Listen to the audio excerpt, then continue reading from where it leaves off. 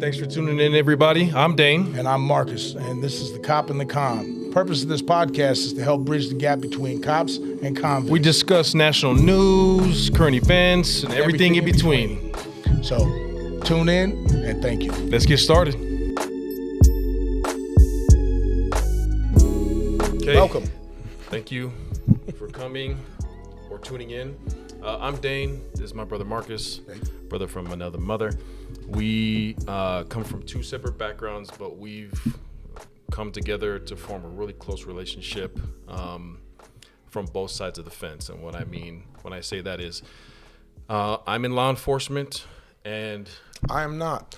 I am a convict, ex-convict, ex-gang member, ex-drug addict. So we came together.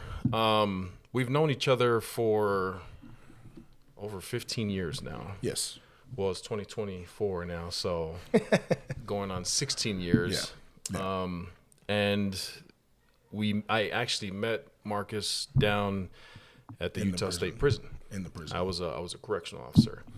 And throughout the years, we've bumped into each other. But before we get into all of that, we want to talk about our backgrounds and the whole reason for this show, the whole idea behind where this came from and why we wanted to form this and start this and share it with everybody.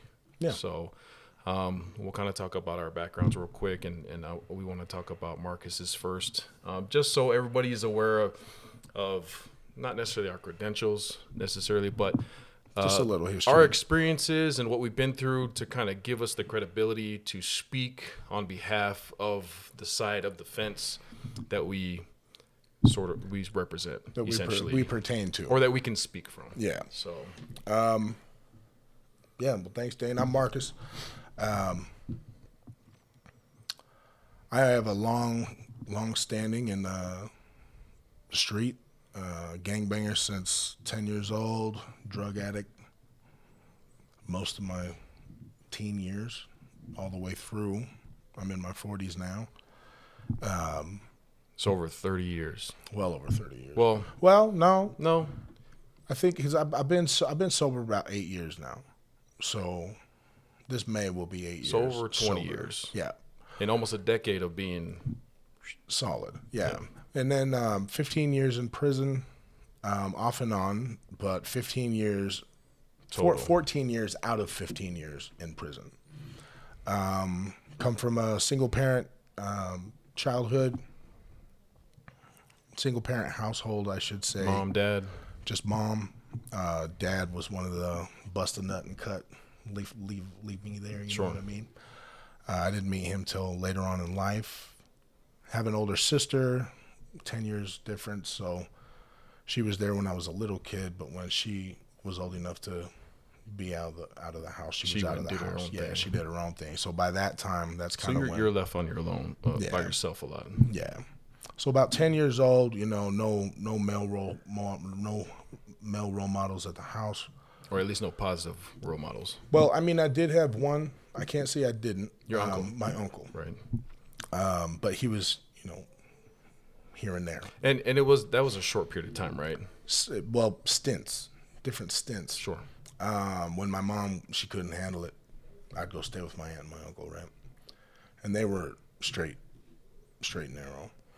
Other family members, drug addicts, pretty much just like garage tweakers, you know what I mean? And then gangs, I got into the gangs, just looking for a male role model in general. Trying to identify, because I'm half Tongan, half white. For those who don't know what Tongans are or Samoans are, I'm Tongan, he's Samoan, but we're both half white, Pacific Islanders. Hawaiian-ish, near, South Pacific Islands. So, but I didn't have any of that at home, right? I grew up on my mom's side. That's the white side. Yeah. Sought some male approval, male role model, male leadership in the street. Found it, joined the gang at 10, and went hard till I was 36. So you made that decision. So you made that decision to that, like that was it. Yeah, I mean, some people look at the statistic of, if you were, blood in, blood out, you're raised to be this, you're raised in the street for this, you're raised for this. You go through it, you're initiated, you've done crimes, you've been a drug addict, you've been in prison, then that's your lot in life. And I was said, like, that's your path, that's it. Yeah, that's right? it. You're set in that path. Some people do break that cycle, but it's very far and few in between.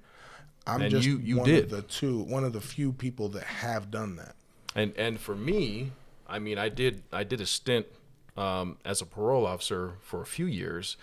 And I will also echo the same thing. You're one of the few that I can count on one hand that was able to truly get out of prison, tell me to my face, I'm done. That's it. And you actually did it. So Dane happened to be my parole officer this last time I was on parole, which was in 2017. I got out of the halfway house right around March or April. I can't remember. Beginning of the year, yeah. Got out of the halfway house after being there for, like 35, 40 days. Yeah, my office was over at the halfway house upstairs above you guys. And we bumped into each other in the parking lot. Luckily. One of the supervisors for the halfway house was there, and Marcus asked him, in a pretty straightforward way, hey, can Dane be my parole officer? And he's like, absolutely. No. Not in as many words, but no, in his exact words. Verbatim. No. I love that guy, by the way. And I mean, long story short, he made it happen. Yeah, a week later, I go to check in. I went and put all my shit in my new apartment that I got by myself. Went to check in, and you were that guy, man. Well, to kind of get back, I'll back up for me. So I started working at the prison 2008. So wait a minute, hold on. We're the same age, by the way. Like, don't get into this twisted like he's older than me or I'm older than him. We're the exact same age. There's a few months difference. Pretty close. So let me ask you. Yeah. Like, I started in the streets at 10. Mm-hmm. Tell me your journey. So, grew up in, I spent a portion of growing up in Southern California. We moved up here at a fairly young age, but I didn't really get into hanging out with Polynesians until 11, 12 years old. And up until that point, I spent a lot of time around my white side of my family. I had a lot of white friends. Anyways, being the oldest, a lot of responsibility placed on my shoulders to be accountable for my siblings growing up. That kind of carried over along with the expectations from my father. He was the Samoan. My mom is Caucasian. And being the oldest, I carried a very heavy sense of right and wrong, which led me to the career in law enforcement in 2008, working at the Utah State Prison. And I spent a total of 11 years working at the prison. I started off as a CO. Then I put in and tested for SWAT. And then a year. I don't miss those guys at all. I miss that time a lot. But I was on the SWAT team for about a year, and then I promoted to sergeant on the team. And then I was sergeant on the team for almost 2 years. And then I was promoted to lieutenant over the training academy for all correctional officer cadets in the state of Utah. That takes a lot, right? Like, it takes a lot to advance in SWAT, because I've watched people being in prison. Like, once again, that's where we met. Yes. But I've seen other SWAT members, like, they fall off quick. So it's is it because they move out of the job? There's a pretty high standard. You have to obviously successfully pass the law enforcement academy, and then also you had to successfully pass SWAT school in order to be a full-time member with the Utah State Prison SWAT team. And at that time, we were the only full-time team in the entire state of Utah. But yeah, it takes a lot of hard work to not only make the team, but be successful on the team, and even harder work to be promoted to sergeant. There was guys that had a lot more years on the team than I did, that I was promoted over. I only had 3.5 years total working at the prison when I was promoted to sergeant on the SWAT team. But I know your personality, so I know I know when you set your mind on something. That's absolutely, and that's that stuff we'll get into throughout these shows and these episodes and stuff. But after that, because of who I was, because of the standard I held myself to, and my crew, my team. I was brought to the academy to bring that same standard to the cadets. I did. And then from there, I moved to parole. I was a part of VFAST, which is the Violent Fugitive Apprehension Strike Team, the U.S. Marshals Fugitive Task Force. That's like JCAT, right? Yes, but they updated they just changed. I'm not familiar with any of the newer stuff. JCAT's who caught me up in 2010. Yeah. 2010. Yes. And so just in case there's any confusion, cadet is individuals who are attending the academy to become either police officers or correctional officers. And so I ran my own class, and then they'd graduate, and then I'd have a new class come in, and then I'd train them to be correctional officers. Yes, yeah. I remember you bringing them in. I remember you come over to the cell and be like, "Hey, Marcus, what's up? Scare the shit out of these guys. Show them what convicts really look like." And that honestly, like, a lot of people can look at that as like, "Oh, you're hazing these cadets. You're just wanting to treat them like shit." And for me, it's like, no. It's very important to me that these individuals who are going to be working in these correctional facilities, in these secure facilities, being exposed to individuals who are prone to violence and manipulation, I needed to know if they had thick skin, essentially. Yeah. So I'd come up to you and other individuals who I knew fairly well and say, yeah, exactly that. Hey, scare these kids. Let them know where they're at. Let them know what time it is. Yeah, like this ain't like TV. It's not what you see in the TV. No. And it's really not. That's a big misconception too. Like I don't defend the prison at all. No, it's just being honest. But I don't also, like, it's not watered down like you see in prison movies. Well, even from my point of view, I can only imagine from your point of view. Oh, I've got stories for days, man. I can tell you about some horrific shit that kind of makes you wonder, like, why? Like, why would that even happen over some silly shit? It takes us a certain type of individual to be able to make it through like that, and then be able to turn their life around and be where you are today. That's kind of. It's kind of the magic sauce, ain't it? You know what I mean? It is. So not a lot of people have that. I actually have a brother that's going through that right now. Yeah. He's not my blood brother, but he is one of the brothers that I've chosen. Sure. We grew up together. We were been best friends since we was 8 years old. Yeah. And I'm trying to help him understand. Like, you could lead a horse to water, but you can't make him drink, right? But at the same time, if you give a person enough tools and the right blueprints, they can build a foundation. They can build a house. Yeah. Right. And that's what I'm trying to do for my brother, is like, look, man, if I can do this, you can fucking do this. Well, that's the whole reason why you and I are doing this. Yep. You know what I mean? Because there are people out there who maybe they need to hear this. Maybe you do need to hear this. Maybe you need to hear it from somebody who has literally been through the shit, who's literally been through the mud. And look at who's sitting right next to me. This is somebody who, according to every street book there fucking possibly is, this dude should be my mortal fucking enemy, but he's not. He's my best friend. He's my brother.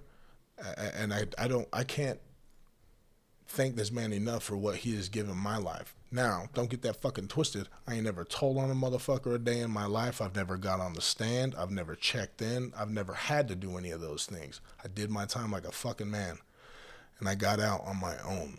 I did this shit by myself. But saying that, it wasn't by myself, because I had a lot of good support.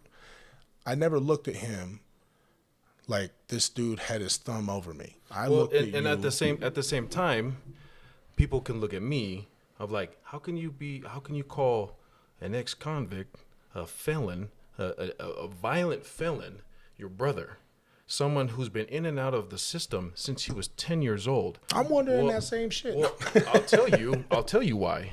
Because there's not many people in this world who I've met that have the genuine soul and the effort and the care and the honesty with not only themselves but those around them who they care about, and put forth the necessary work ethic and heart and soul to be a better person.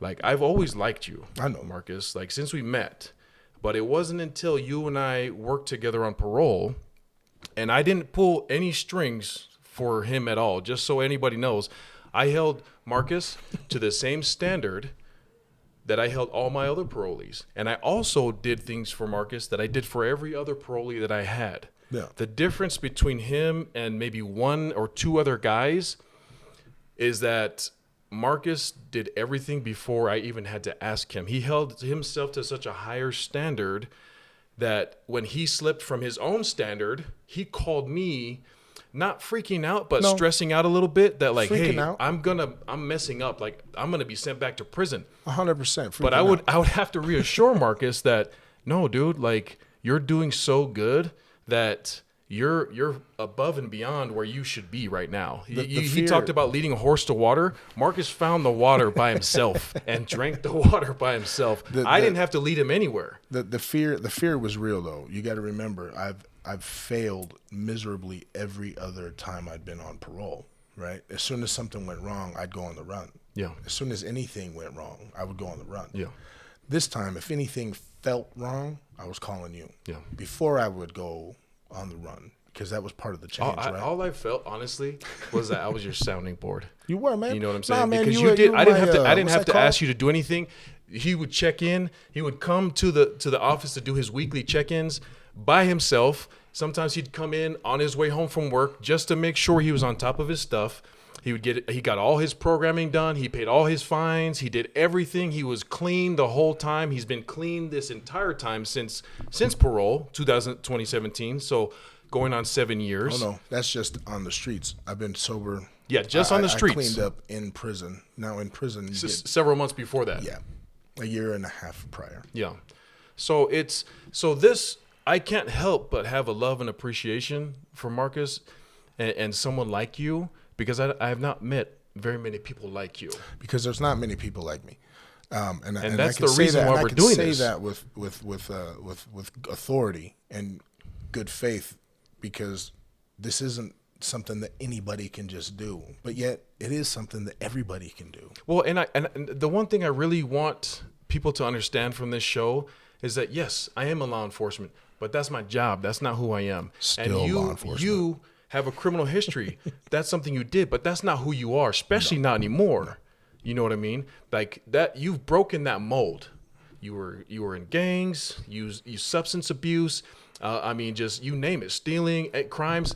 But if someone met you today, they'd never know. And they met the old Marcus, those are two different people. Yeah. And that transformation from you 20 years ago to you now, that's what I want people to see. And that's what you guys will see. You I want them to get to know. Because I want everyone to know you the way I know you. So they don't have to ask, why is your brother? You know? You guys will find out. But yeah, okay. So now you get through SWAT school. You do AP&P. I went through SWAT school again when I was out with VFAST. Quick story. They called me. There was a bunch of guys that were on the task force, and I think there was like 6 or 7. They were sending through SWAT school because they'd never been through. I had been through before, so they didn't need to send me. I was already very proficient with tactics. I'd been teaching it. I was an instructor for it, and I get a call 2 days before school starts. They're like, "Hey, do you want to go to school?" I was like, "Sure." When is it? They're like, "Oh, it's Sunday." This is Friday at the time, and I was like, "I don't have any gear." They're like, "Come grab the credit card, go get what you need." Someone dropped out because they were injured, and I was like, "Send it." Bet. So, but for me, I try to keep myself in that shape, so that if anything like that comes up or anything at all, I'm ready to go at all times. I'm a nice round shape. You're for the moment. Full of love. For the moment. But so from there, after VFAST, and I transferred to a different, agency. I've worked patrol. One of my favorite positions was I was a school resource officer teaching fifth graders. Love that. Still one of my favorite positions in law enforcement I've ever done. Kids they're a blast. No, I agree. I did with one of our mutual friends, Troy Hibby, taught some class at the high school at Copper Hills. I don't know if I could say that, but anyway, taught the law enforcement. Shout out Copper Hills. Taught the law enforcement class there with their school cop, West Jordan police officer Higby. He heard the same thing. He was like, dude, it's amazing, because he met me in the same place. He met me in prison too. Different relationship. But then he seen me when I was checking my son into school. Yeah. And he was like, dude, I know you. And I'm like, you're right, you do. I was just in the prison a few years ago. Yeah. And he's like, holy crap, dude. He's like, how are you doing? So I break it down to him. I'm like, I'm doing great. I just live around the corner. I got my life on track. Yeah. And he's like, will you come teach this class? Because I know your history. Absolutely. So I was doing that with him for I think it was like 2 weeks at a time. Went there a few times.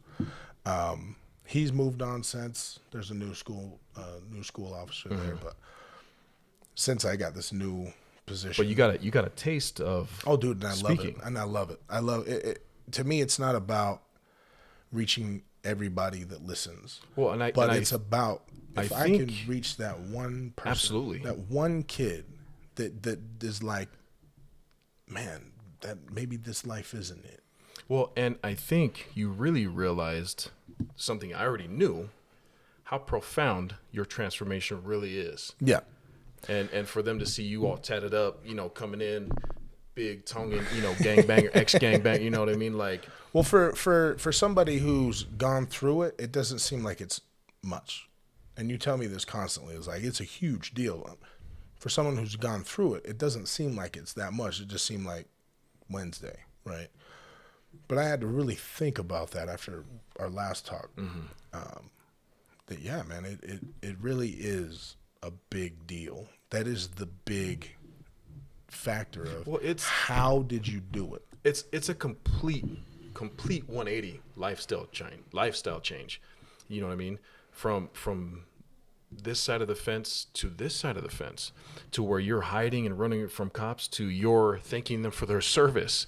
You know what I mean? And when you're driving down the road and there's a cop just driving normally behind you, you're not tripping. I'm not tripping anymore. I don't worry when they get behind me. I don't worry about when I see them at the store. And when I do see them at like a restaurant or something, I do go up and say, so yeah, it's a huge transformation. You know what I mean?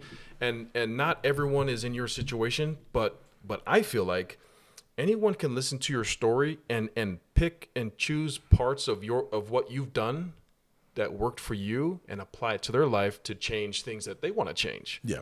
You know what I mean?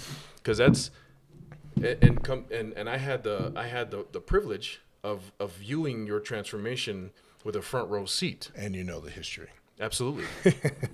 So so for Marcus and I, we have a very unique relationship to where we started out just meeting each other in a secure facility, building a rapport, and just kind of over these last 15 years, especially these last 7. Yeah. Well, especially after parole. When he paroled successfully, we kept in touch, and then it grew even more from there. Yeah, I mean, Marcus truly is very grateful and humble. He would always give me more credit than I deserved for his successful parole and all the work he put in. It's like, I'm the trainer. He gets taped up before he goes in the game. He makes the game-winning shot, and he thanks me for taping his shoes the right way. That's what I feel like. He's selling himself short, man. This guy brings so much to my success that it's I can't put it into words. Not at this moment, but I will. So you can see with how we interact and how we feel about each other, why we consider each other brothers. We both enjoy speaking in front of groups and crowds with like a pod. What do we call it? Podcast? No, motivational speaker, public speaker. Yeah. We do that already, and we enjoy it. and we just want to take it to a larger We want to take scale. it to this platform. So what you're going to get out of this is you're going to get two perspectives on both sides of the life. Now, right now, we're giving you an intro into who we are. But in future episodes, we're going to delve into, topics that, plague our media Sure. and plague and our nation right now. And not just our nation. I mean, New Zealand's going through some shit too. Well, there's just anywhere, you know what I mean? But we really feel like we bring a unique point of view where he can bring hit the point of view of maybe the criminal convict, the criminal side, and I'm going to bring the law enforcement side. And so I can sit here and ask the questions that most people on my side of the fence wouldn't dare to ask because they don't have anybody to ask.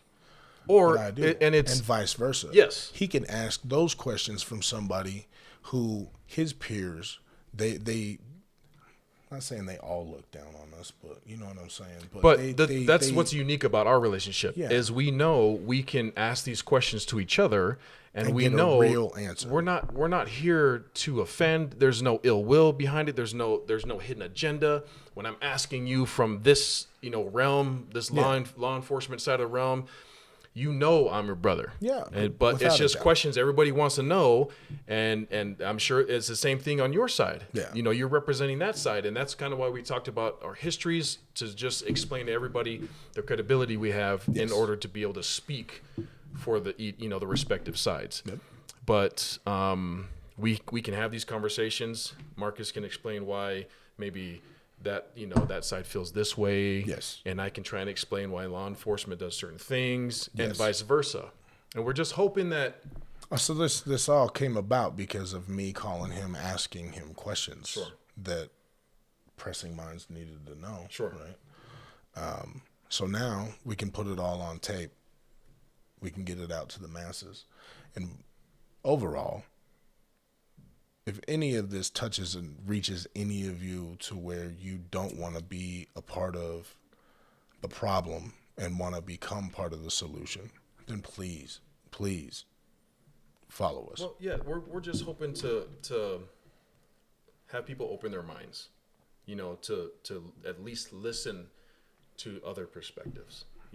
We're not trying to convince anybody. We're not trying to force you to change your mind or anything. We're just hoping that you listen and hear our perspectives. Like and subscribe.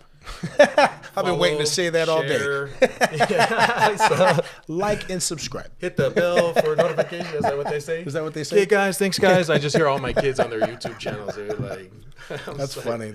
Just hit the like and subscribe. If we start doing that, you can unfollow, man. Absolutely. Please don't Absolutely. Or comment. Just be like, dude, that's it. Like, stop. You sound like your 14-year-old son. Yeah, we're just gonna talk to you guys like we're gonna talk to each other like we always do. This is how we talk normally. This is normal. We call each other on the phone, and our wives are like, all right, let me cut out 2 hours because these fools aren't gonna get off the phone for a couple 2 hours. That's and we're just talking about life. We're just talking about nothing. We're talking about everything. We're talking about important things. Like we're talking best about unimportant friends things. Just catching up.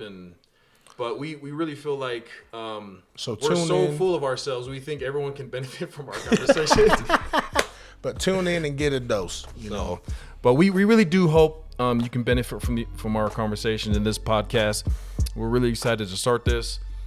Just a quick shout out to our wives, both named Christina, and my brother Conan, who's producing and filming and doing all this. If you enjoy the quality, hit him up because he's best in the business. You ain't lying. You should see all the shit that we're looking at right now. It's amazing. But thank you guys for tuning in. Stay tuned. We're gonna release episodes every week, weekly. So stay tuned. If you have questions already, hit us up, and we'll only answer the good questions. I'll answer all the questions as long as they're not weird. There is such a thing as stupid questions. All right, let me just say that right now. I'll answer the dumb ones. So, but thanks, guys. Appreciate it. Peace.